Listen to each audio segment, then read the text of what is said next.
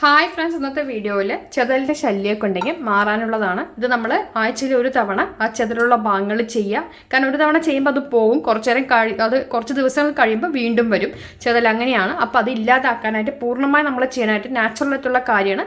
ആഴ്ചയ്ക്ക് ആ ചെതൽ വരുന്ന ഭാഗത്ത് നമ്മളിത് സ്പ്രേ ചെയ്യാണ് ചെയ്യേണ്ടത്.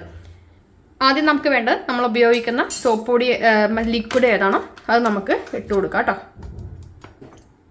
അപ്പോൾ അത് ഒരു സ്പൂണോളം ഇട്ട് കൊടുത്തിട്ടുണ്ട്.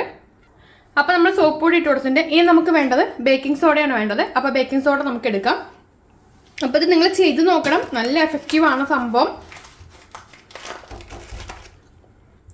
അപ്പോൾ ഈ ബേക്കിംഗ് സോഡ നമ്മൾ ഇട്ട് കൊടുക്കുന്നുണ്ട്. ഒരു സ്പൂൺ ഇട്ട് കൊടുക്കും കേട്ടോ. ഒരു സ്പൂണ് ഇട്ട് കൊടുത്തിട്ടുണ്ട്. ഇനി നമുക്ക് വേണ്ടത് കായമാണ്. അത് നമുക്ക്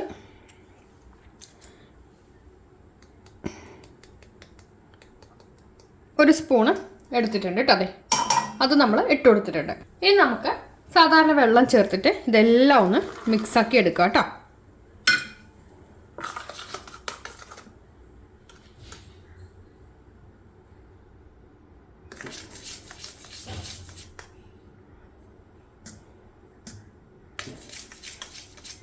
റിയാക്ഷൻസ് വന്നു കണ്ടോ, നമ്മുടെ സോഡാപ്പൊടി ഇടുന്നതുകൊണ്ടാണ് ആ റിയാക്ഷൻ വന്നിരിക്കുന്നത് കേട്ടോ. കണ്ടോ, നമുക്കിനി വേണമെങ്കിൽ കുറച്ചുകൂടി വെള്ളം ചേർക്കാവുന്നതാണ്. ഇത് നമുക്ക് സ്പ്രേ ചെയ്യാണ് ചെയ്യേണ്ടത് ആക്ച്വലി. അതായത് നമ്മൾ എവിടേക്കാണോ ഇത് ഉള്ളത് ആ ഭാഗങ്ങളിലൊക്കെ നമുക്കിത് സ്പ്രേ ചെയ്ത് കൊടുക്കാം, ചെതലുള്ള ഭാഗങ്ങളിലൊക്കെ.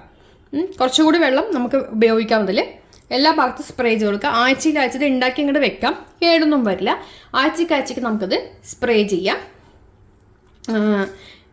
അങ്ങനെ ചെയ്ത് നോക്കുമ്പോൾ ഈ ചെതലുകൾ വരുന്നത് നമുക്ക് കുറയും, അതിൻ്റെ ശല്യം. ശരിക്കും കെമിക്കലൊക്കെ അടിച്ച് ആണ് ചിലവരെല്ലാവരും ഇതിൻ്റെ ശല്യം നമ്മൾ തീർക്കുന്നത്.